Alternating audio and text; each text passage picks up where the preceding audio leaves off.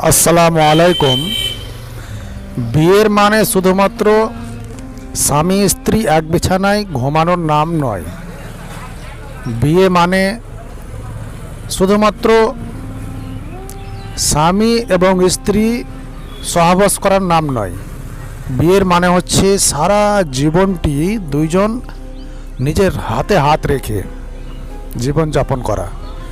দুঃখ মুসিবত সুখের সময় দুইজন সঙ্গে সঙ্গে কাটা। বিয়ের মানে হচ্ছে জীবন সঙ্গিনী। বিয়ের মানে হচ্ছে জীবন মরণ একসাথে এক অপরের উপর বিশ্বাস করা, তারই নাম হচ্ছে বিয়ে। যদি তার স্বামী তার স্ত্রীকে বিশ্বাস না করে, যদি তার স্ত্রী তার স্বামীকে বিশ্বাস না করে, তাহলে সেটি আবার বিবাহ কিসের? তাহলে সেটি বিয়ে নয়, শুধুমাত্র দিন রাত কাটাবার একটি রাস্তা।